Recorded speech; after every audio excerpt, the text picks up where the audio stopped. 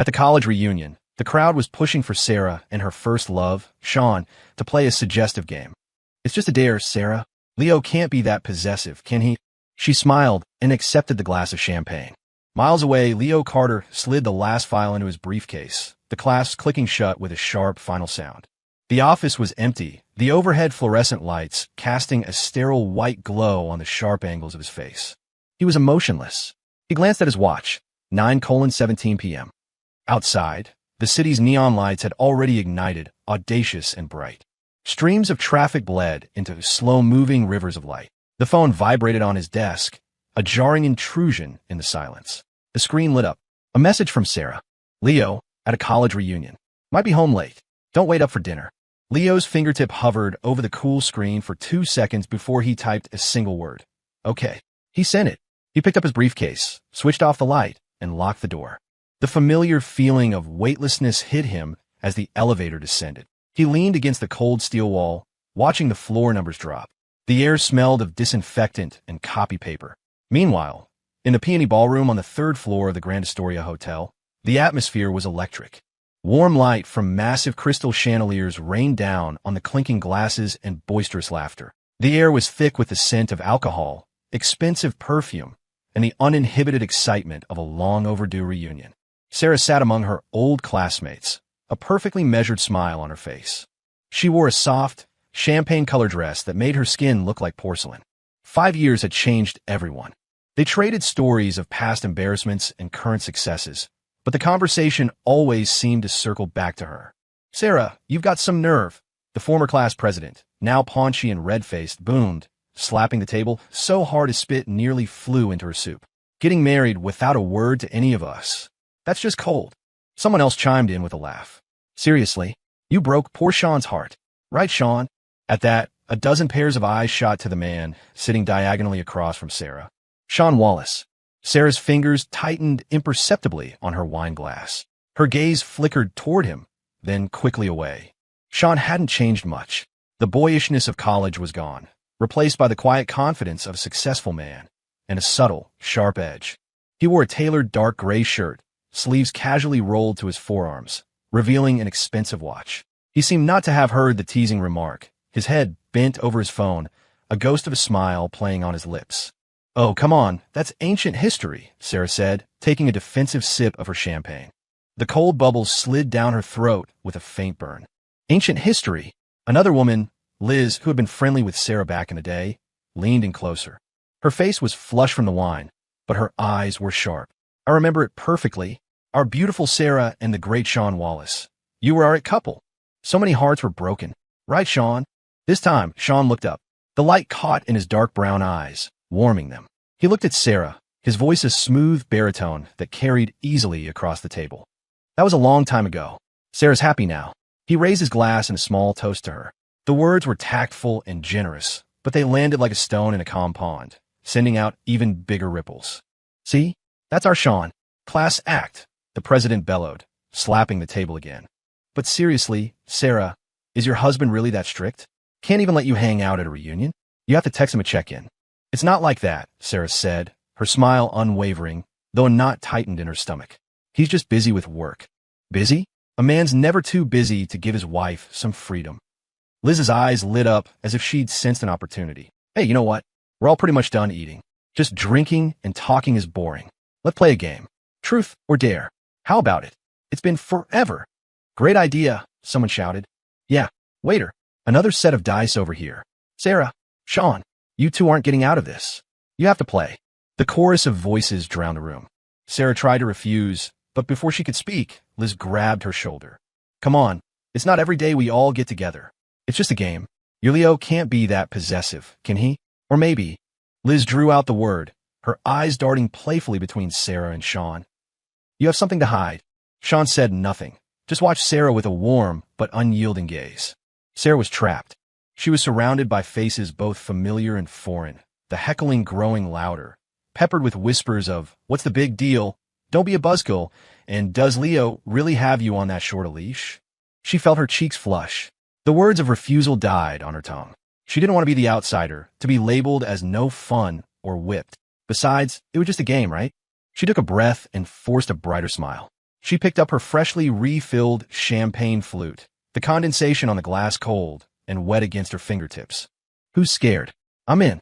It's just a dare. My Leo isn't that petty. All right, that's the spirit. Amid a round of applause, the game began. Crystal dice clattered across the smooth tabletop, their sharp clicks holding everyone's attention. After a few rounds, one person had been dared to call their ex and say I miss you, while another had to stand on a chair and meow like a cat. The room was filled with a giddy, mischievous energy. Finally, the fateful dice slowed to a stop, the dots pointing directly at Sean. Whoa, Sean's up, Liz shrieked excitedly. Truth or dare? Sean leaned back in his chair, relaxed. His eyes swept over the group, lingering for a moment on Sarah's tense profile. He smiled, his voice clear. Dare. Attaboy, the class president decided. Okay, let's have Sean. His eyes darted around, a wicked idea forming. Our beautiful Sarah has been the star of the show tonight. So Sean, your dare is to feed Sarah a drink, and it has to be romantic-like. She has to finish the whole thing. No backing out. Whoa. The room erupted in a deafening roar of cheers and whistles, nearly shaking the chandeliers. People pounded the table. Others pulled out their phones to record. All eyes were on Sarah and Sean like spotlights. Sarah's smile froze. Feed her a drink? In front of all these people? She instinctively looked at Sean, her eyes pleading. Sean looked back at her, his dark eyes unreadable in the warm light. He didn't move, as if savoring her discomfort, or perhaps waiting for something. The cheers grew louder, more insistent. Come on, Sean. You gonna do it or not? Don't chicken out. Sarah, don't be shy. It's just one drink. Yeah, what's the big deal? Leo's not here. Liz took matters in her own hands, grabbing Sarah's champagne flute and pressing it into Sean's hand. She gave him a little shove. Hurry up, Sean. Stop wasting time. Show us some of that old magic. Sean looked down at the delicate glass, the golden liquid sloshing gently. He lifted his gaze to Sarah's pale face, the hint of smile on his lips deepening. Amid the thunderous roar of the crowd, he stood up, his tall frame casting a shadow over her. The noise in the room died down to a hush. Everyone held their breath. Sean held the glass and leaned in toward Sarah. The faint scent of his cologne, mixed with alcohol, enveloped her. Her body instinctively recoiled, her back pressing against the cold chair. Sarah, Sean's voice was a low murmur, intimate, meant only for her. Just play along, okay? Everyone's watching. His breath brushed against her ear. Sarah's heart hammered against her ribs. She looked at Sean's face, so close to hers, and saw the unmistakable glint of amusement and conquest in his eyes. She glanced around at the eager, expectant faces of her classmates. Refuse? She would instantly become the party pooper, the butt of jokes in the group chat tomorrow about how she was uptight and no fun. The immense, unspoken pressure choked her. She could feel her ears burning. Forget it. It's just one drink. Leo will never know. She closed her eyes for a second. When she opened them, she had managed to plaster on a smile that was meant to look breezy, even flirtatious, though it felt as stiff as a mask. She tilted her head back slightly, meeting the glass Sean offered, and the searing gaze of 100 eyes. A satisfied smile touched Sean's lips. With one hand, he gently cradled the base of the glass. With the other, he rested his hand on the small of Sarah's back, a casual, possessive gesture. The heat of his palm seeped through the thin fabric of her dress. Sarah's body went rigid. The rim of the glass met her lower lip. Sean tilted his wrist, and the cold, bubbly liquid flooded her mouth. She swallowed mechanically, her vision blurring. All she could see was Sean's gaze fixed on her, so focused it was almost tender. The room exploded in a frenzy of cheers, whistles, and the clicking shutters of phone cameras, a chaotic ocean of noise that completely submerged her. No one noticed a man named Kevin Parker in a shadowy corner of the room, silently watching it all. He held his phone up, the lens aimed squarely at the two of them. The moment Sean's hand landed on Sarah's waist, the moment she tilted her head back to drink, the blush on her earlobe starkly visible, Kevin's finger tapped the screen. A flash, a perfectly composed, atmospherically charged photo was captured. In the picture, the lighting was dim and suggestive. Sean's posture was dominant, while Sarah's tilted head looked almost like an invitation. The undeniable flush on her ear was the final touch, a silent testament to a storm of unspoken emotions. Kevin looked at the photo on his screen, a smug, almost malicious smirk on his face. He tapped a few times, found a contact saved as Leo Carter, auditor, and without a moment's hesitation, hit send. At that exact moment, on the other side of the city, Leo had just parked his car in the underground garage of his apartment building. He cut the engine, and the enclosed space fell silent except for the last sigh of the AC. He habitually reached for his phone on the passenger seat. The screen was already lit with a new notification. From Kevin Parker, high school classmate. Content, 1 image. Leo's finger paused over the unlock button for half a second before swiping. The messaging app opened directly to Kevin's message. There was no text, just a photo. It hit Leo's eyes like a poison-tipped bullet. The lighting was artfully hazy, intentionally ambiguous. Sarah was wearing the same champagne-colored dress he'd seen her in that morning, her head tilted back. A man's hand, knuckles clearly defined, held a glass to her lips, and the other hand was planted firmly, possessively on the curve of her waist. Leo recognized the man's profile. It was Sean Wallace. But the most searing part of the image was Sarah's face, specifically the delicate shell of her ear and the skin just below it, glowing with a vivid, undeniable blush. In the photo's dim light, that flush was like a lit match.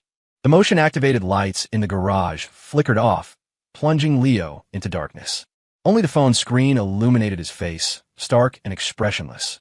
He stared at the picture, unblinking. Time seemed to freeze. The air grew thick and heavy, and each breath felt like inhaling rust, pressing down on his lungs. A violent, cramping pain suddenly seized his stomach, as if an icy hand had reached inside and was twisting his insides. The agony was sharp and swift, shooting through his entire body. His knuckles turned white as he gripped the phone, his fingers trembling, nearly crushing the cold metal case. In the darkness, he was as still as a stone statue. Only his eyes, fixed on the screen, were alive, 2 deep, cold pools. A storm of rage and icy fury was locked beneath the placid surface. Deep in those pools, something was silently cracking, shattering, collapsing with a sound only he could hear. The darkness of the garage was suffocating. The phone's light was a pale wound slashing through his vision. In the photo, the blush on Sarah's ear and the hand on her waist were like a red-hot brand seared onto his retina, leaving a permanent scorch mark. The twisting pain in his stomach intensified. He sucked in a sharp breath of cold air, thick with the smell of oil and dust, and it caught in his throat. He squeezed his eyes shut, then opened them. The violent rage that had threatened to consume him was forced back down, leaving only the dead calm of a frozen lake. Unlock. Open. Get out. His movements were mechanical, precise. The garage lights flickered on one by one as he walked, casting a long, unmoving shadow behind him. The elevator rose, its mirrored walls reflecting his impassive face, only the tight line of his jaw betraying the tension. The fingerprint lock beeped, and the apartment door swung open. The entryway light came on automatically, spilling a warm yellow glow that contrasted sharply with the cold hallway. This space, the home he shared with Sarah, was unnervingly quiet. The faint, sweet scent of her perfume lingered in the air, now smelling cloying and sarcastic. Leo didn't turn on the main lights. He walked straight across the living room to his study. His footsteps were silent on the thick rug. The door closed behind him, shutting out the dim light. He turned the lock. The click was loud in the silence. He didn't turn on the overhead light, only the old-fashioned green desk lamp. A focused circle of amber light illuminated the wide mahogany desk, leaving the rest of the room in shadow. He silently took off his suit jacket and draped it over the chair. He pulled out the heavy executive chair and sat. His movements were steady. On the corner of the desk sat a plain, dark gray folder. It contained copies of financial documents he had brought back from Sean Wallace's company, Wallace Materials, that afternoon. Now, in the lamplight, it seemed to radiate a dark energy. Leo reached out, his fingers cold. He opened the folder. The soft rustle of paper was jarring in the dead quiet of the room. Rows of coal numbers and clear transaction records spread out before him.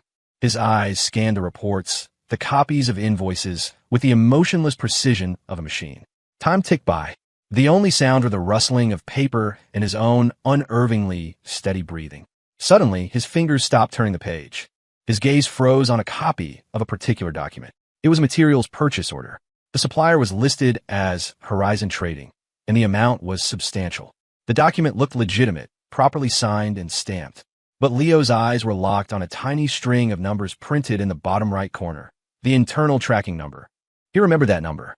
Just yesterday afternoon, in the accounting office at Wallace Materials, while reviewing a completely different set of sales invoices, he had glimpsed a similar string of numbers that had been clumsily altered. The original underlying print was still faintly visible. That original number and the number on this purchase order were logically impossible to have been generated on the same day. It was a minuscule discrepancy. In a sea of financial data, it was a speck of dust. Another auditor might have missed it, but not Leo. He was known in the industry as the detail devil. He had a near-pathological memory for numbers and logic. In the amber light, he picked up a red marker and drew a neat circle around the tracking number. The red ink bled slightly on the copy, like a single drop of dried blood. He put the pen down and leaned back into the leather chair. The darkness enveloped him, the lamplight illuminating only the small space in front of him. The red-circled document and his phone, its screen still displaying the photo from Kevin. The blush on Sarah's ear, Sean's hand on her waist. Leo's gaze shifted slowly, silently, between the cold ledger and the intimate photo. His face remained a mask, as still as a frozen lake. But beneath the surface, something cold and hard was beginning to form, taking shape with the deadly glint of sharpened steel. He picked up his phone and unlocked it, the screen lighting up his stoic face. He opened his contacts and found the name, Chris Zhou. He was the top IT engineer at his firm, a man of few words. The phone rang twice before it was answered. Chris. Leo's voice was low and steady, betraying no emotion, as if he were stating a fact. It's Leo Carter. Chris's voice came back, concise as always. Leo, what do you need? I need you to find something for me. Wallace Materials, Sean Wallace. His personal email, any social media accounts he uses, and... Leo's gaze flickered back to the photo, his tone unchanged. Any property registered under his name or his company's name in the Riverside Crest condos over in Westwood. As detailed as possible. I want rental histories, too. There was a 2-second pause on the other end. Chris's voice remained flat, asking no questions. Understood. Time frame. Fast, Leo said. The word was quiet but carried an undeniable weight. Done. Chris replied, and the line went dead. The study returned to silence. Leo placed his phone back on the desk, and the screen went dark. He picked up the copied invoice again, his eyes on a red circle, his fingers tapping a slow, unconscious rhythm on the cold desktop. Tap, tap, tap. The sound was soft, regular, and cold, like a countdown timer, methodically chipping away at an invisible wall in the silent darkness. 2:00 a.m. The heavy curtains in the study were drawn tight, blocking out even the faintest glimmer of city light. Only the old-fashioned desk lamp stubbornly cast its amber glow, throwing Leo's hunched figure into a silent, weary silhouette against the massive bookshelf behind him. The desk was covered with printouts, copied documents, and handwritten notes.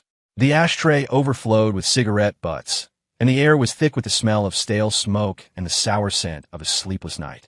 His eyes were bloodshot from staring at screens and papers, but his gaze was as sharp as ever, cutting through the dense jungle of numbers and receipts. On his monitor was an encrypted email from Chris. The efficiency was impressive.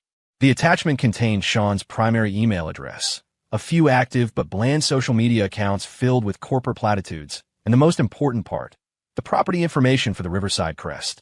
Leo's eyes scanned the screen. Sean Wallace owned no property there under his own name. However, a small shell corporation he controlled had purchased a fully furnished, high-floor condo in the building last year. Unit 1703. Excellent view. The purchase price was well below market value, paid in cash. Crucially, Chris had also attached the utility records and key fob access logs for the unit for the past 6 months, pulled from the building's management system. The logs showed the condo was used infrequently, but on a few specific days each month, water and electricity usage would spike, especially at night. The access logs were even more revealing. Aside from the building's regular cleaning service, there was a recurring log for a guest key fob, not registered to any tenant. The entries were almost always after 9:00 p.m. Leo picked up a sheet of paper from his desk. It was a printout of Sarah's office check-in and check-out times for the past 2 months. She had linked her phone to their family account, so he could coordinate picking her up, which meant her location data was shared. He cross-referenced the dates. On the 15th of last month, Sarah had said her department was working late. She got home close to midnight. Her office record showed she clocked out at 11:00 p.m. But the access log for Riverside Crest, Unit 1703, showed a guest fob entry at 9:47 p.m. The 20th of the month before that, Sarah had said she was out shopping and having dinner with Liz, getting home after 10:00 p.m. Her office record showed she clocked out at 7:00 p.m. The Riverside Crest log showed a guest entry at 8:05 p.m. Time gaps. Subtle, but just enough for her to leave work and go somewhere else. Leo's finger traced the cold timestamps, landing on the last entry, the night before the reunion. Riverside Crest, Unit 1703, 10:21 p.m., guest fob entry. And what had Sarah told him last night? That she had an impromptu project review at the office and would be late. He closed the email and opened his photo gallery. The picture from Kevin filled the screen. Sean's hand on Sarah's waist, her ear flushed red, her head tilted back in a way that was passive, yet not entirely resistant. The phone's light reflected off his expressionless face. Deep in his eyes, the frozen lake was beginning to crack, the sound of splintering ice silent and terrifying. He reached for the cigarette pack. It was empty. He crushed it in his fist and tossed it into the ashtray. It landed softly on the pile of butts. He leaned back and closed his eyes. The pain in his stomach had subsided to a dull ache, replaced by a heavy, cold exhaustion that seeped from his bones. The only sound in the room was his own slow, heavy breathing. He didn't know how much time had passed before he heard the faint sound of a key in the front door, followed by the soft click of it opening. Leo's eyes snapped open. The bloodshot veins were stark, but in an instant, all emotion was shoved back onto the ice, leaving only a profound stillness. He quickly gathered the scattered papers on his desk, stuffed them into the gray folder, slid it into the bottom drawer, and locked it. The movements were swift and silent. The footsteps outside the study were light, hesitant. They stopped in the living room. He heard the sound of shoes being taken off, the rustle of fabric. Leo stood, stretched his stiff neck, and opened the study door. The living room was dim, lit only by a small lamp in the entryway. Sarah stood at the edge of its yellow glow. She was still in the champagne-colored dress, a cardigan thrown carelessly over her shoulders. Her hair was messy, and her face was etched with fatigue, the faint smell of alcohol still clinging to her. She seemed to startle when she saw him emerge from the study, her body tensing. "Leo, you're still awake." Her voice was hoarse and a little unnatural. Leo stood in the doorway, half shrouded in shadow, his expression unreadable. His eyes swept over her face, then down to the dress. "Yeah, finishing up some work." His voice was flat, detached, as if discussing a matter that had nothing to do with him. Sarah seemed to relax slightly, but then she nervously pulled her cardigan tighter, trying to cover the dress. The reunion. It ran a little late. They were all pretty rowdy. She offered the explanation with a forced lightness, her eyes darting away, unable to meet his. "HM." Leo simply grunted in acknowledgement. He didn't ask if she was tired or if she wanted a glass of water, like he usually would. The flat response made the unease in her stomach grow. She changed into her slippers and took a few steps toward him. The scent of wine and her perfume drifted over. "Are you hungry? I can heat up some milk for you." She tried to break the strange silence with her usual attentiveness. "No need." Leo cut her off, his voice still flat. "I'm tired. Let's get some sleep." Without another word, he turned and walked toward the bedroom. Sarah stood frozen, watching his back disappear behind the bedroom door. She was alone in the dim, quiet living room. She subconsciously raised a hand to her ear, the skin still feeling strangely warm. Leo's eyes just now. They were so calm, it was unnerving. No anger, no questions, not even a hint of concern. It was a complete and utter, chilling indifference. She shook her head, tried to dismiss the strange feeling. He was probably just tired from work. Exhausted, she headed for the bathroom, wanting only to wash away the smell of alcohol and something else she couldn't quite name. Leo hadn't gone to bed. He was standing in the shadows just inside the master bedroom, his back against the cold door, listening to the bathroom door click shut and the sound of the shower starting. In the dark, his eyes adjusted. He walked to the window, where heavy curtains blocked out the world. He took out his phone, the screen lighting up as he opened an encrypted messaging app and found a contact named us. His fingers tapped silently on the virtual keyboard. Target: Wallace Materials, Sean Wallace. Focus: Horizon Trading Supply Chain, Associated Company Cash Flows, Riverside Crest Unit 1703 Financial Trail. Dig deep on all anomalies. Stealth top priority. Message sent. He deleted the log. Only then did he walk to the bed. It was neat and cold. He didn't turn on a light, simply lay down on top of the covers, fully clothed. In the darkness, he stared at the ceiling. The shower stopped. A moment later, the bedroom door opened softly. Sarah entered, wrapped in a cloud of warm steam and the fresh scent of shower gel. She felt her way to the bed in the dark and climbed in quietly, as if afraid to wake him. She lay down beside him, a small distance between them. The room was silent, save for the sound of their breathing. After a long time, so long that Sarah thought he must be asleep, she cautiously inched closer, her arm gently reaching out to rest on top of his comforter, a familiar gesture of comfort and affection. But this time, the instant her fingertips touched the fabric, Leo's body went tense. Then he shifted. It was a subtle movement, almost imperceptible, but its meaning was crushingly clear. He moved away from her. The motion was small, but it landed like a silent thunderclap in the dark room. Sarah's arm froze. Her eyes flew open in the darkness, disbelief washing over her as she felt the suddenly vast, cold space between them. The gap was small, but it felt like a chasm, pushing her to the edge of a cliff. Her hand hovered in the air, her fingertips cold, unsure whether to retreat or press on. A chill shot up her spine. Leo didn't move or speak. He continued to lie on his back, staring at the ceiling, his breathing even, as if the small, evasive movement had never happened. Only he knew that under the covers, every muscle in his body was coiled tight. The scent of Sarah's shower gel now felt like a suffocating presence. Sarah held her breath, her heart pounding. In the darkness, she stared at the blurry outline of his face. That movement, did I imagine it? Or did he really? Pull away from me. Time stretched on in the suffocating silence. The hand hovering over his comforter grew colder, heavier. Finally, her courage evaporated. Slowly, with a sense of humiliation and panic, Sarah drew her arm back, curling into herself. She turned over, her back to him. In the darkness, tears welled up unexpectedly, hot and stinging. She bit down hard on her lip to keep from making a sound. The man beside her, whose warmth and presence had once been her greatest comfort, now felt like a colossal iceberg, stranding her on a freezing, desolate island. Leo remained awake, staring into the all-consuming darkness. He could hear her soft, suppressed sniffles, could feel the slight tremor of the mattress as her body shook. The sounds were like tiny needles pricking at his heart, but his heart itself felt numb and cold. His mind replayed the images on a loop, Sean's hand, the blush on her ear, the cold, hard data of the access logs, the red circle on the fraudulent invoice. He let out a slow, silent breath, then closed his eyes, sealing the storm away. His body remained tense, an unyielding block of ice. Morning sunlight sliced through a gap in the curtains, a cold, thin blade cutting through the bedroom's gloom. Leo opened his eyes. They were still bloodshot, but his gaze was sharp and clear. The space beside him was empty, though a trace of warmth and the faint scent of shower gel remained. He sat up, his movements crisp and decisive. He heard a faint noise from the living room. Leo opened the bedroom door and walked out. Sarah was standing at the kitchen island, her back to him, preparing breakfast. She wore a simple beige loungewear set, her hair tied back loosely. At the sound of his footsteps, she flinched but didn't turn around. Morning, Leo's voice was flat. Sarah slowly turned, a half-washed glass in her hand. She had forced a smile onto her face, but her eyes darted away from his. Morning. Did you sleep okay? I woke up and you weren't there.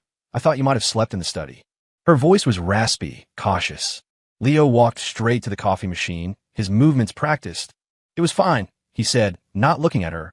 The machine began to hum. Had to answer a few emails. Oh, Sarah murmured, her fingers unconsciously tracing the rim of the cold glass. The atmosphere was thick with a suffocating tension. Last night's small rejection was an invisible barrier between them. She hesitated, then, as if summoning great courage, put down the glass and picked up a thermos. I made some oatmeal. It's good for your stomach. You seemed like you weren't feeling well last night. Her voice was soft, laced with a hopeful, placating tone. Leo's movements paused. The rich aroma of coffee filled the air. He didn't turn around. Not hungry, he said, his voice unchanging. I'll just have coffee. I'm in a hurry. The rejection was swift and absolute. Sarah's hand tightened on the thermos, her knuckles turning white. The smile on her face froze, then crumbled. His cold words shattered the last of her hopeful efforts. She looked at his rigid, unfeeling back, and a wave of hurt and panic washed over her. Leo. Her voice was suddenly sharp, trembling with emotion. What is your problem? Leo finally turned around. He held a mug of black coffee, steam rising from it. His gaze landed on her face, but it was the look one gives a stranger, or something you look straight through. What problem? He asked, his tone indifferent. You. Last night. The words caught in her throat. She couldn't bring herself to say it out loud, to admit she knew she had something to be guilty about. What's been wrong with you the last couple of days? You've been so cold. What did I do? She deflected, aiming at his recent behavior. Leo tilted his head slightly, as if analyzing her outburst. He raised a mug to his lips. The steam briefly obscured his expressionless face. Nothing, he said after a sip. Just busy. Those two words again. A surge of anger shot through her. Busy? Too busy to even talk to me? Too busy to even look at the breakfast I made for you? Leo, I'm your wife, not your employee. She yelled, her voice cracking. Leo set the coffee mug down on the marble countertop. The sharp clink seemed to silence her outburst. She looked at him, suddenly afraid. He finally looked at her directly, his eyes as sharp as a scalpel, as if ready to peel back her layers of forced anger to get to the dirty secret hidden beneath. So, he asked, his voice low but piercing, what should I be doing? Should I drop everything to talk about how much fun you had at your reunion last night? About how many drinks you had? Or should we talk about? He paused, his gaze sweeping over her face, catching the flicker of panic in her eyes. The joy of reuniting with Sean Wallace. The name, Sean Wallace, was like two sharp slaps across her face. The color drained from her cheeks, leaving her ghostly white. She swayed, her fingers digging into the edge of the counter to keep from falling. What are you talking about? She shot back, but her voice was trembling, a hollow echo of her earlier anger. There were so many people there. We're just old classmates. We were just playing a game. Did someone tell you something? A game. Leo repeated the word, a slow, cold smile spreading across his lips. It was a smile completely devoid of warmth, dripping with sarcasm. A game. Sarah stared at that chilling smile, and a cold dread washed over her. She opened her mouth to try and explain that the photo was just a bad angle, that she had been pressured into the dare, but the words wouldn't come. Leo's eyes were terrifying. They were the eyes of a man who knew everything, who saw right through her, and all her prepared lies felt pathetic and absurd. Her throat tightened, and only a broken sound escaped. Leo didn't give her another chance to speak. He picked up his briefcase and car keys. I have an important client meeting today. I'll probably be late. Don't wait up for dinner. He delivered the words flatly, as if informing a subordinate of a schedule change. Then, without another glance at the pale, frozen woman standing before him, he turned and walked to the door. The door opened, then clicked shut.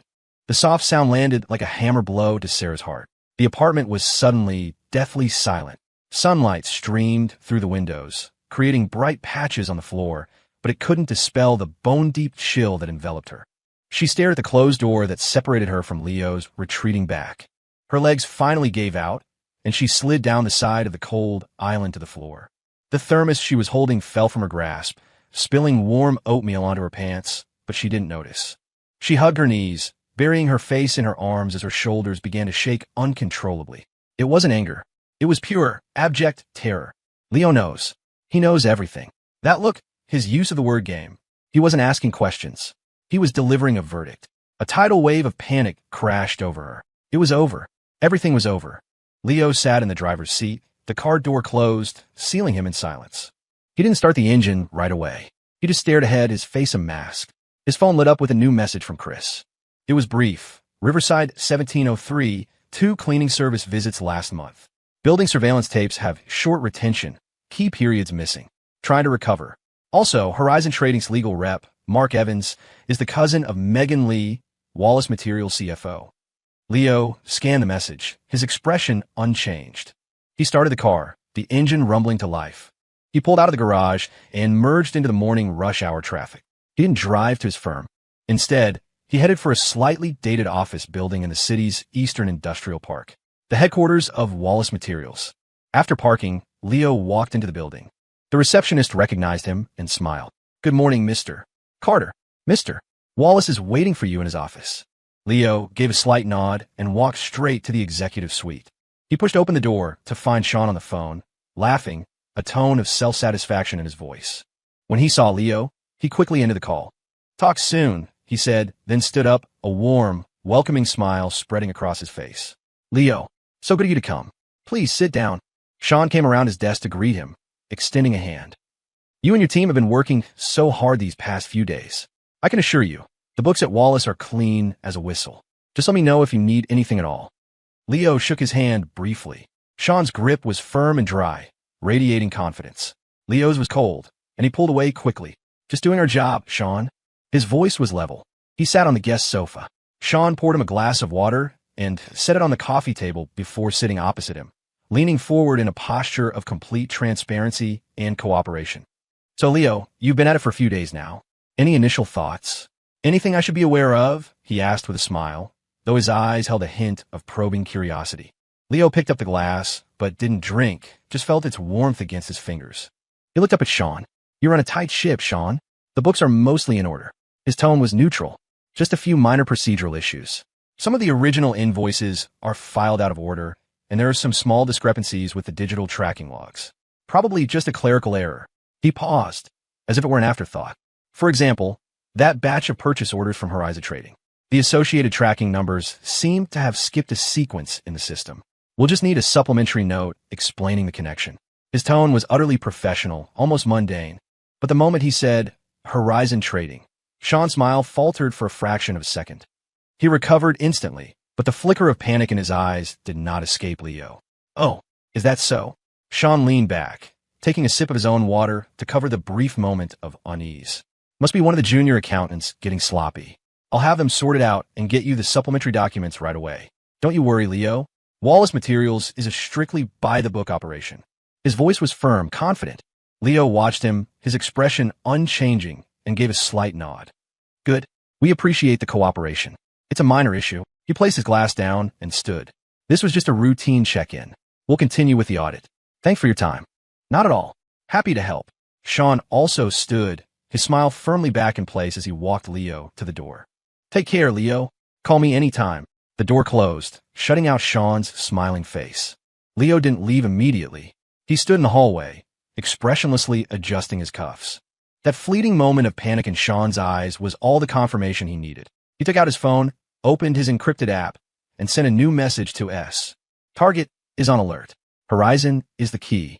Dig deeper into its associated companies, cash flow, and the entire ownership chain. Stay hidden. Expedite.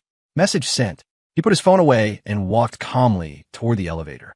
The sound of his leather shoes on the marble floor was a steady, cold rhythm, like the tightening of a noose.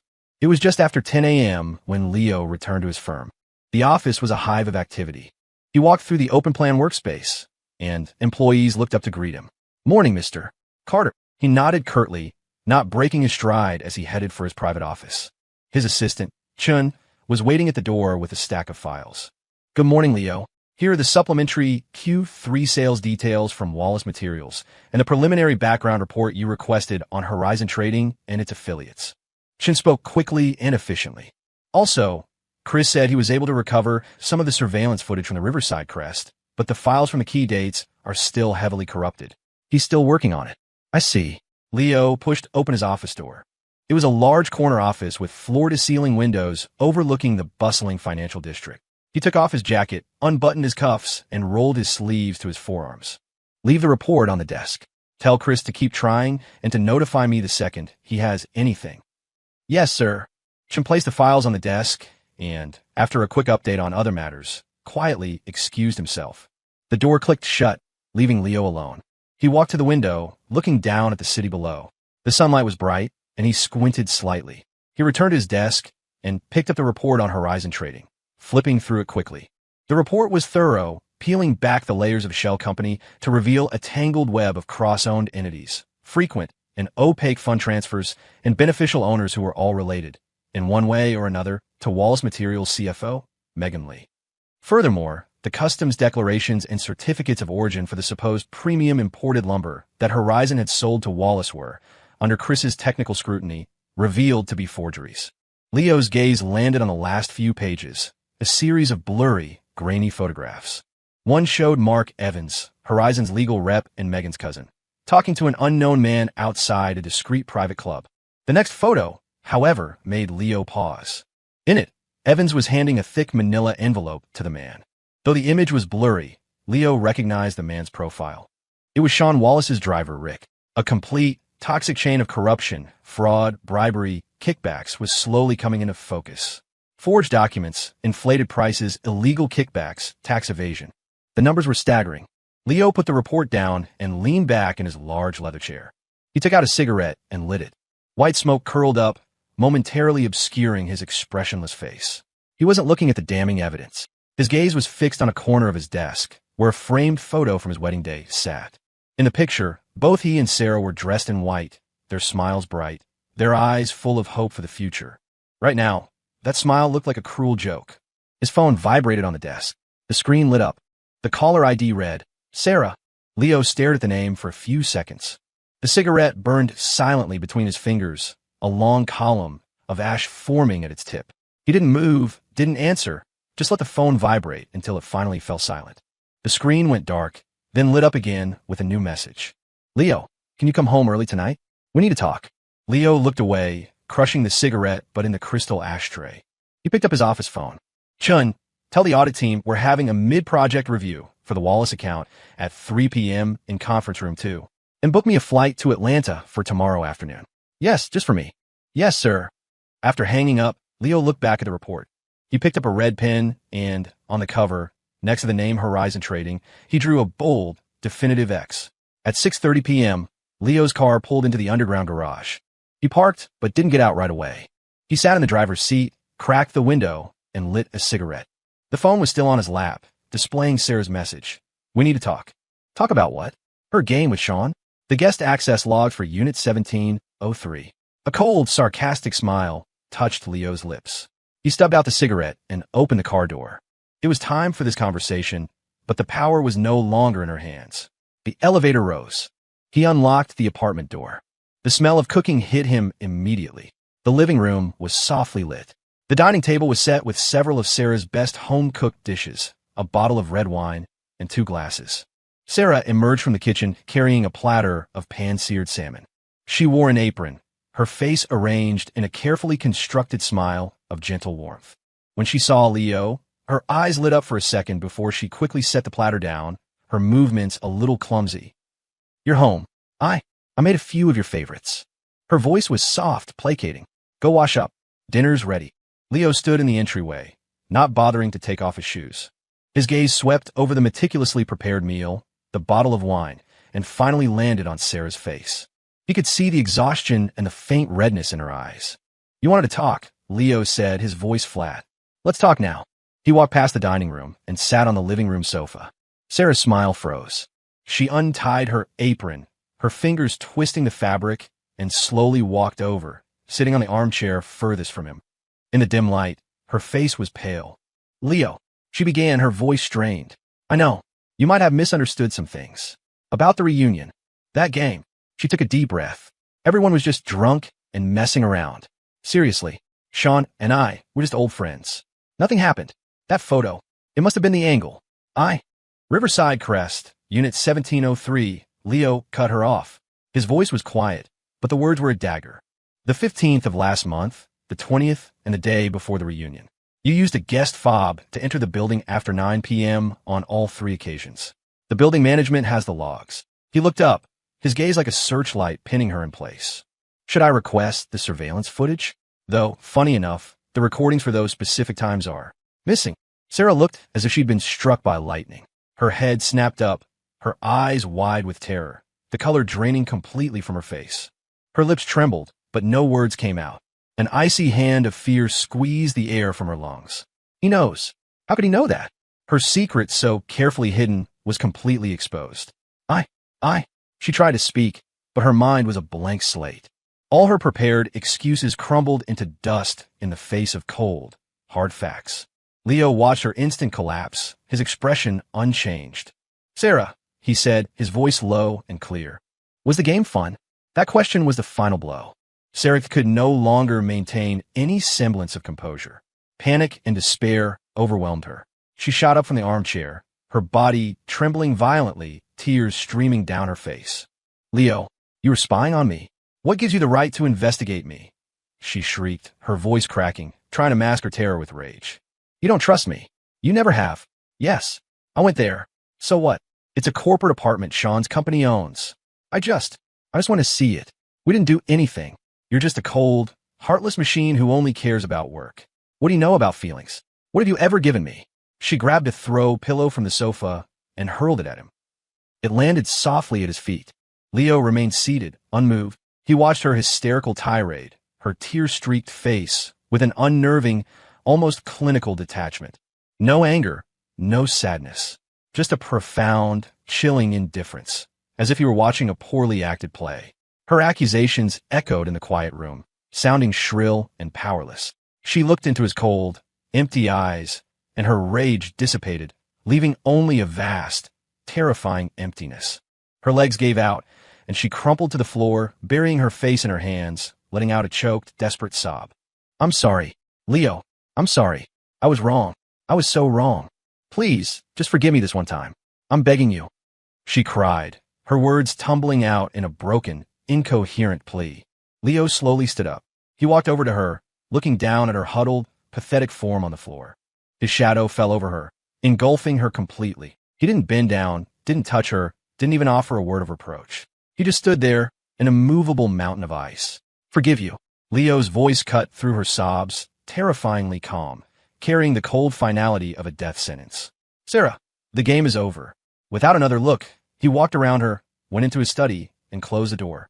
The sound of the lock clicking into place was sharp and absolute. In the living room, only Sarah's desolate sobs remained, echoing in the cold air. On the dining table, the carefully prepared meal grew cold, the red wine in the glasses catching the light like pools of drying blood. Leo stood before the floor-to-ceiling window of his hotel suite, a cup of cold coffee in his hand. Outside, the Atlanta skyline glittered. Behind him, two sharp-looking men in suits sat at a table covered in documents. They were Yang and Wu, a senior partner and a forensic accounting consultant from his firm's southern office. The atmosphere was tense. "Leo," Wu said, adjusting his glasses. "Based on the intel you provided and our own digging, the problems at Wallace Materials go far beyond sloppy bookkeeping or tax evasion." He pointed to a key figure in a report.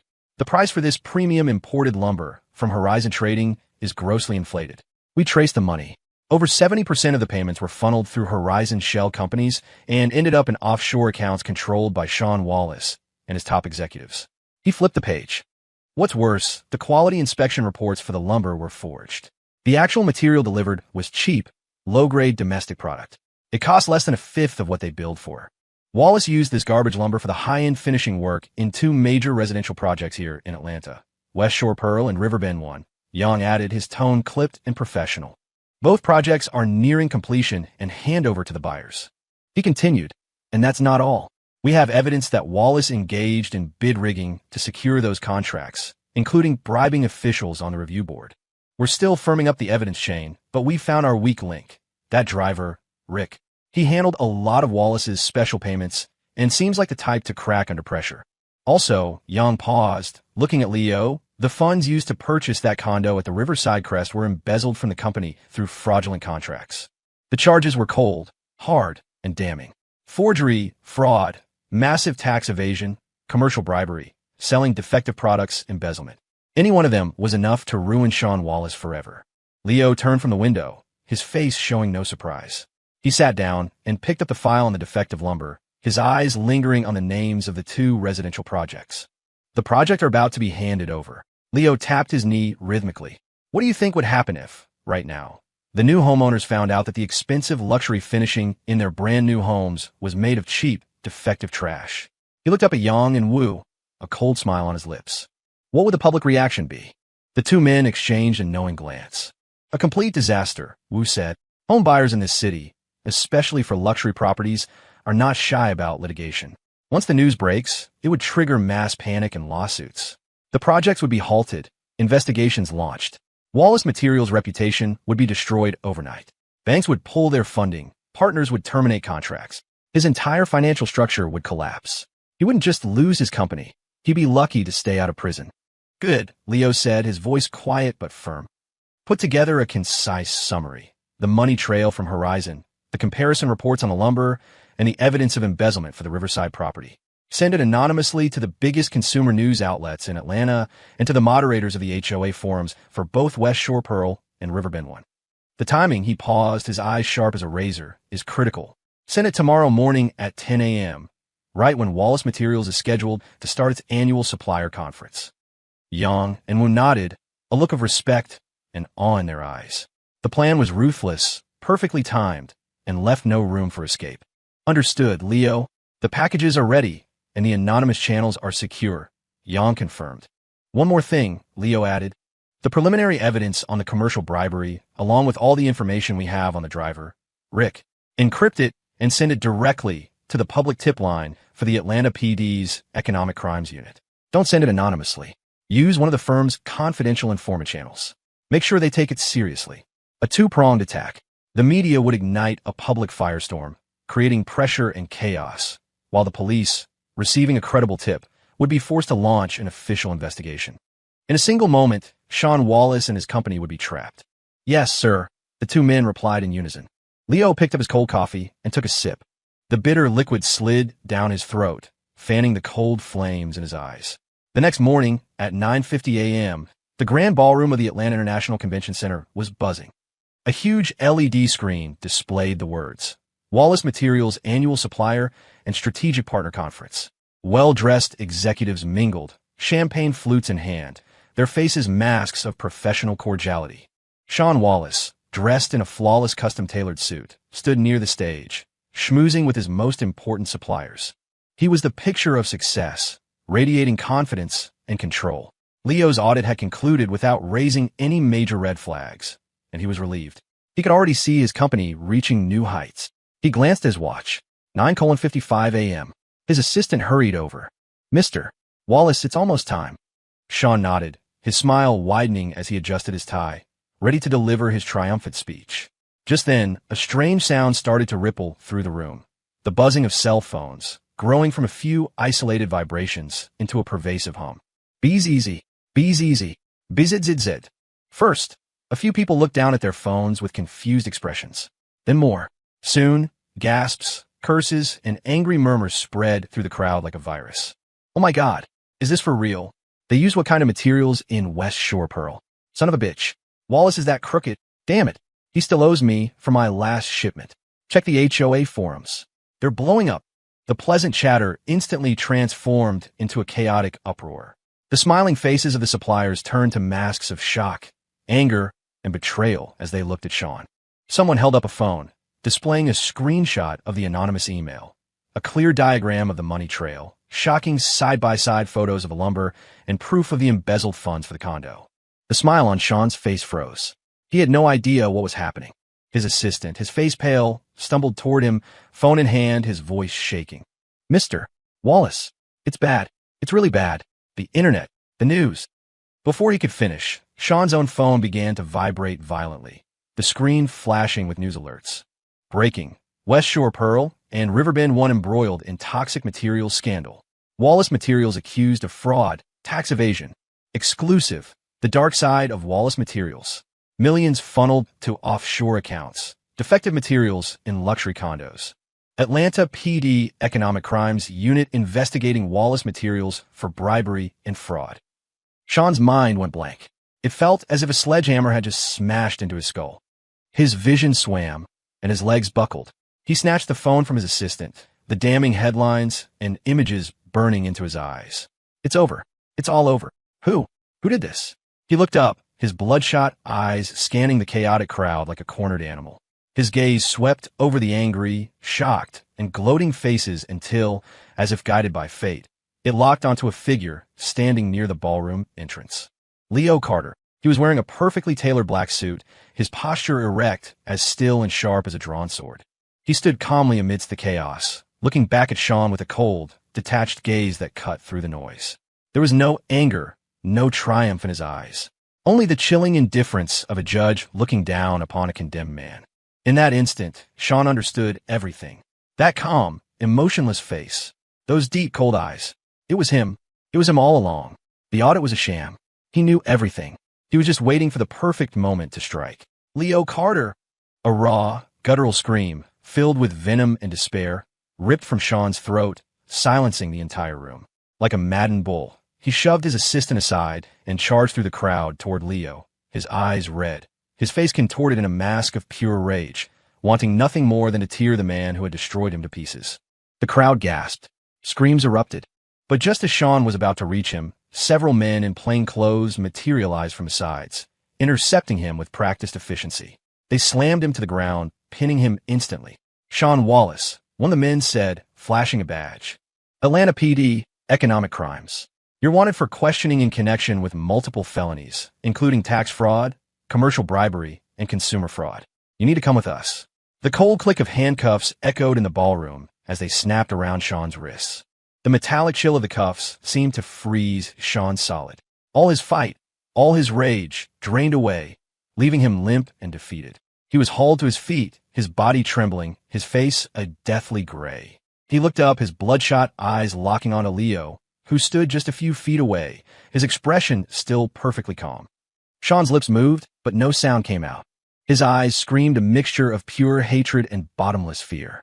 Leo simply watched him, as if observing the final, pathetic act of a fool.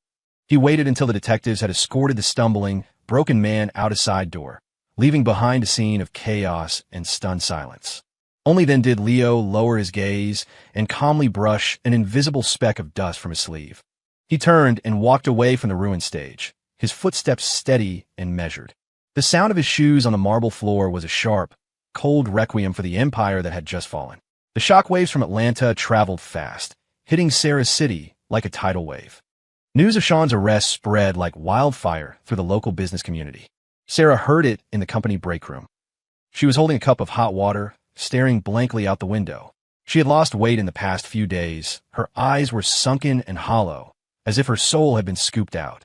She hadn't had a real conversation with Leo since the night he'd locked himself in the study. Their home had become an ice palace.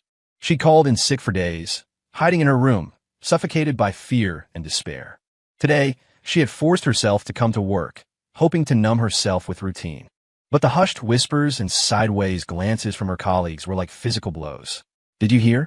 That guy from Wallace Materials, Sean Wallace, he's in deep trouble. Deep trouble? He was arrested by Atlanta PD. It's all over the news. Seriously?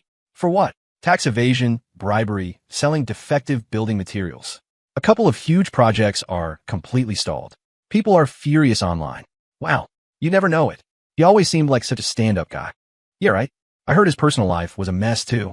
Had a mistress he was keeping in some fancy condo. The last words were like poison-tipped needles stabbing into Sarah's ears. The cup slipped from her hand and shattered on the floor. Hot water splashed on her ankle, but she didn't feel it. She whipped around, her face as white as a sheet, her lips trembling as she stared at her gossiping co-workers. What? What did you just say? Her voice was shrill, laced with disbelief and terror. The group was startled. When they saw it was her, their expressions shifted to a complex mix of pity, contempt, and unconcealed glee. One woman, known for her sharp tongue, smirked. Oh, Sarah, you haven't heard? Your old friend, Sean Wallace, is finished. They caught him red-handed. He's going to be locked up for a long, long time. She put a nasty emphasis on the words, old friend. No, that's impossible. Sarah shook her head, her body trembling like a leaf in a storm. She stumbled backward, hitting the wall. The horrible truth crashed down on her. Sean was arrested. Which means, our affair. Leo. She couldn't finish the thought. A terrifying chill shot up from her feet. She shoved past her co-workers, ignoring their strange looks and the pain in her ankle, and ran back to her desk.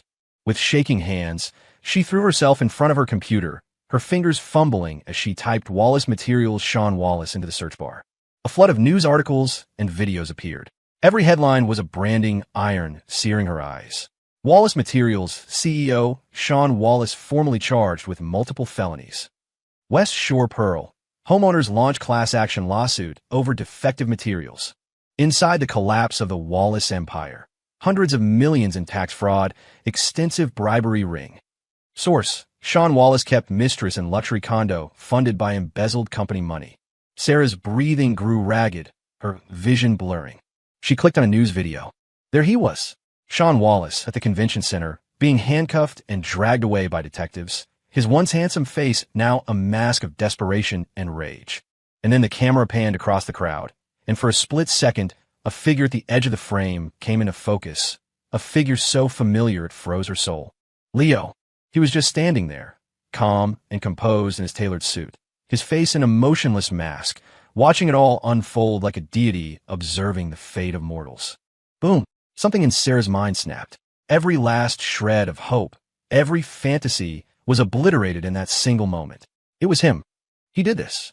He knew everything. He was just waiting for the most vicious, most absolute moment to destroy Sean. and to destroy her along with him. The terror instantly morphed into a tidal wave of rage. How could he be so cruel? He ruined everything. He ruined her marriage, and now he was tearing away the last shred of her dignity. A blood-curdling scream ripped from her throat. Like a madwoman, she grabbed her keyboard and smashed it against the monitor. Crash! The screen shattered, plastic keys flying everywhere. The loud noise and her scream brought the entire office to a standstill. Everyone stared, speechless. Sarah didn't notice. Her eyes were wild and red, tears and makeup streaming down her face. She shoved past a colleague who tried to approach her and, like a cornered animal, charged out of the office and toward the elevators. She had to find Leo. She had to confront him. She had to make him pay. In Leo's office, the atmosphere was a world away from the chaos outside. He had just finished a video conference. His assistant, Chun, knocked and entered, his expression grim. "Mr. Carter, it's your wife. She had some sort of breakdown at her office, broke her computer. She's on her way here now. I'm not sure security can stop her." Leo's face showed no surprise. He calmly took the document Chun was holding. He glanced at the cover. "Divorce agreement, draft." "I see," he said. He placed the agreement in the center of his otherwise immaculate desk. "Let her in." Chun hesitated, then nodded. "Yes, sir." Less than 5 minutes later, the office door flew open with a violent bang, crashing against the wall. Sarah burst in. Her hair was a mess, her eyes were bloodshot, and her tear-streaked face was a grotesque mask. Her expensive suit was rumpled, and she had lost one of her heels. She was panting, cornered, and crazed, her eyes locked on the calm, immovable figure behind the desk. "Leo," she shrieked, her voice a twisted wreck of rage and despair. "It was you. You did this. You ruined Sean. You ruined me. You're a monster. How could you be so evil?"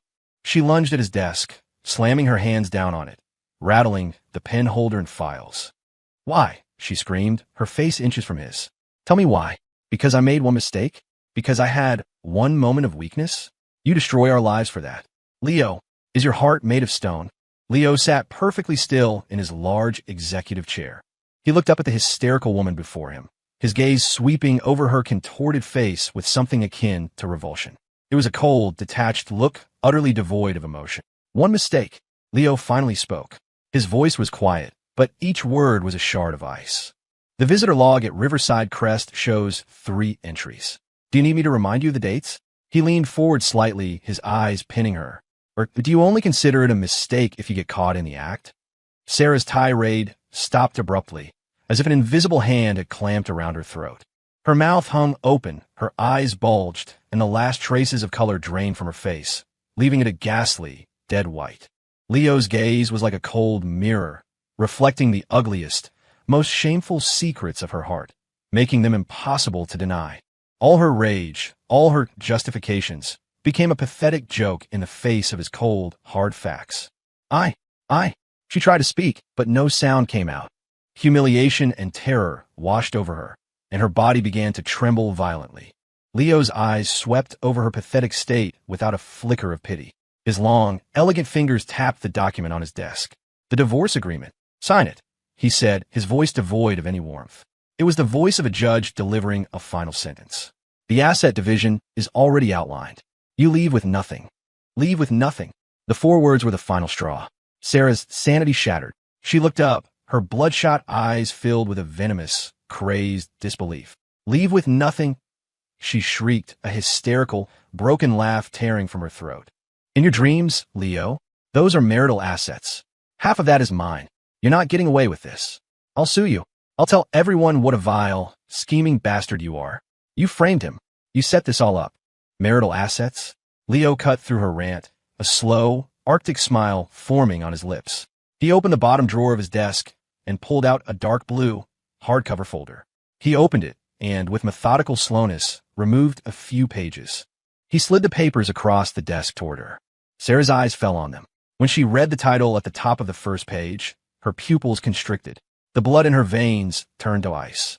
It was a notarized prenuptial agreement. The date was clearly stamped, 1 week before their wedding day.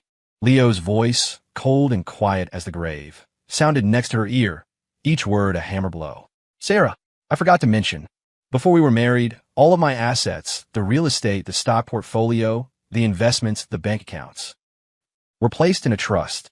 They are legally defined as my sole and separate premarital property. They have, he paused, delivering the final, killing blow, absolutely nothing to do with you. The air in the room seemed to solidify.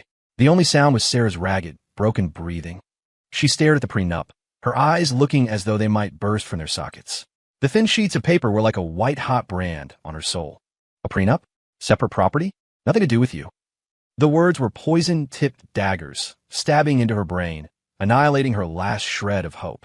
So, from the very beginning, he never intended to share anything with me. He was protecting himself from me. While I was lost in the joy of our wedding, he was already coldly, clinically, drawing a line between us. The overwhelming sense of betrayal and humiliation erupted like lava, consuming what was left of her sanity. She was a fool, a complete and utter fool, played and manipulated, only to be discarded like trash. Aelard, Leo, you liar, you bastard, you animal. Sarah completely lost control. She let out a final, piercing scream, a sound barely human, filled with pure, undiluted hatred. She snatched the prenup from a desk and began to rip it to shreds with all her strength. Ryup, Ryup. The sound of tearing paper filled the silent office. White scraps fluttered around her like dead butterflies, landing on her hands, her clothes, the floor. It's fake. It's all fake, she sobbed hysterically, tears and snot smearing her twisted face. You lied to me. You were always lying to me. You cold-blooded monster. You'll rot in hell for this. She grabbed a handful of the shredded paper and threw it at Leo. The scraps rained down on his immaculate suit. He sat there, unflinching, not even a flicker of emotion on his face. He watched her melt down with the detached calm of someone watching a predictable and rather boring play. Having exhausted her rage on the paper, Sarah lunged around the desk, her fingernails aimed at his cold, impassive face. I'll kill you. Just as her hand was about to make contact, the office door flew open. 2 large security guards rushed in. They had clearly been waiting just outside. They moved swiftly, each grabbing one of her arms, restraining her in an iron grip. Let go of me. Let me go. She thrashed and kicked, screaming, her hair flying wildly. Leo, you bastard. You'll get what's coming to you. I'll haunt you from my grave. Leo slowly stood up. He looked down at the struggling, cursing woman pinned between his guards. He reached up and, with a slow, deliberate motion, brushed a single shred of paper from his shoulder. Get her out of here, he said, his voice flat, as if instructing someone to take out the trash. And inform HR. As of today, Sarah Ramsey is terminated for personal reasons. Process her departure according to company policy. Yes, Mr. Carter, one of the guards grunted, tightening his grip and dragging the still screaming Sarah toward the door. Leo, I hope you die alone. You'll pay for this. I curse you. I curse you to a life of misery and solitude. Bastard. Monster. Liar. Her shrieks echoed down the hallway, growing fainter until they were finally cut off by the closing of the elevator doors. The office was silent again. Only the shredded pieces of paper on the floor bore witness to the madness. Leo stood motionless. He looked down at his desk. Amidst the paper scraps sat the divorce agreement, and next to it, the dark blue folder containing all the evidence that had brought Sean Wallace down. He picked up a glass of water from his desk, now lukewarm, and walked to the large window. He slowly, deliberately poured the water into the soil of a large potted plant.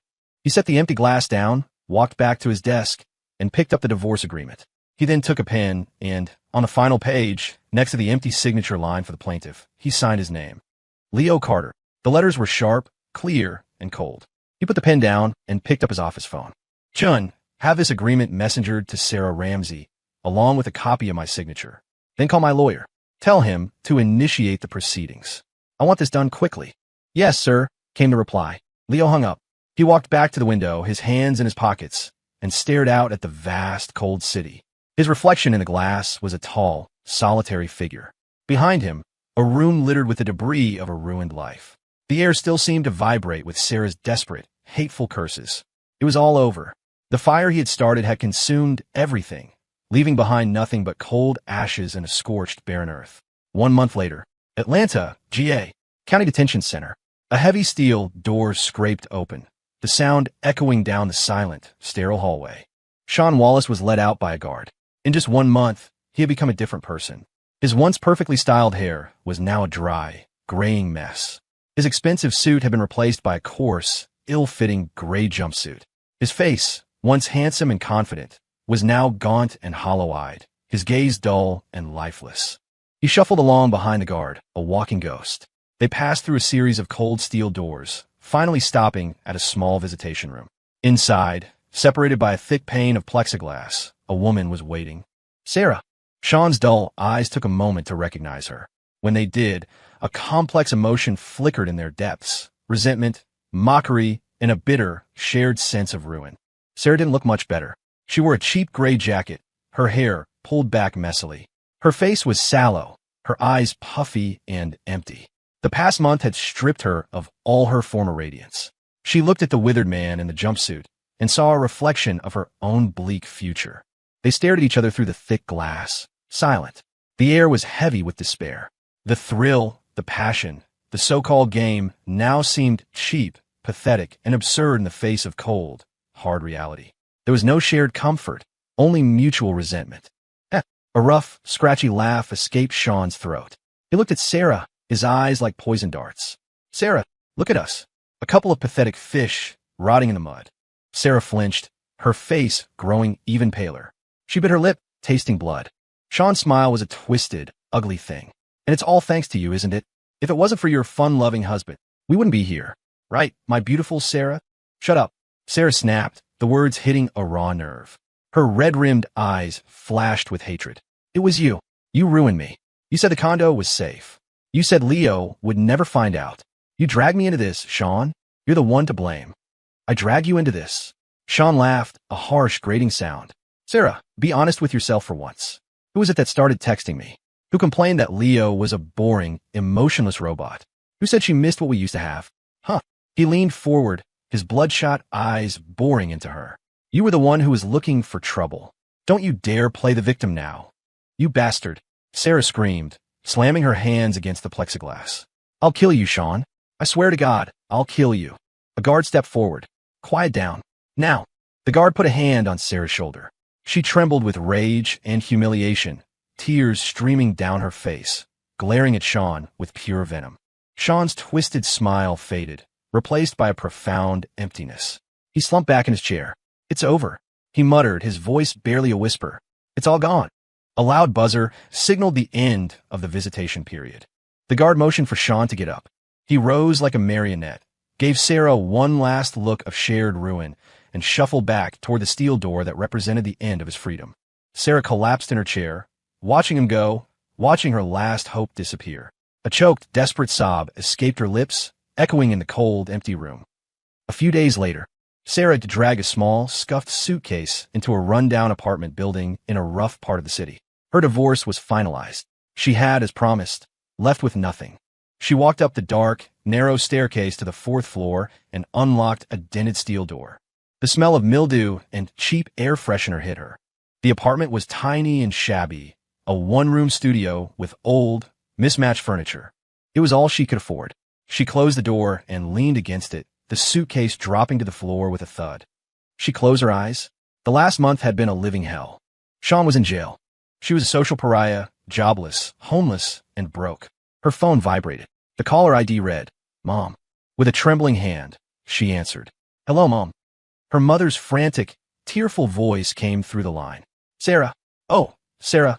Honey, are you okay? I saw the news. How could you be so foolish? And that Leo. How could he be so cruel? Where are you living? Do you have any money? Let me send you some. Listening to her mother, Sarah felt a wave of grief wash over her. She walked to the small window and looked out at the gray, dreary skyline. I'm okay, Mom, she said, trying to keep her voice steady. I found a place. I still have some money. Don't worry. She paused, her voice dropping to a numb whisper. We're divorced now. There's a moment of silence on the other end, followed by a fresh wave of sobs. Good, good. You're better off without that cold-hearted man. Sarah, come home. I'll take care of you. Just come home. Home. Sarah stared out at the gray horizon. Did she even have a home anymore? The man she had betrayed had not just destroyed her marriage and Sean's career. He had destroyed her. She was a fallen star, her light extinguished, crashed, and burned in a pit of her own making. And the man who lit the fuse. On the other side of the city, in his new, even larger office at the top of the city's tallest skyscraper, Leo Carter had just finished a conference call. On his desk sat a pile of documents. On top was the official, finalized certificate of divorce. He didn't look at it. His attention was on a proposal for a new corporate acquisition. His assistant, Chun, brought him a fresh cup of black coffee. Mr. Carter, the team from Sterling Group will be here at 3 p.m. Thank you, Chun. Leo took a sip of the bitter coffee. His phone lit up with an encrypted message from S. Wallace's case has been handed to the DA. Solid evidence chain. They're recommending 10+ years. Sarah Ramsey has moved into a lower-end apartment in the West End. Unemployed.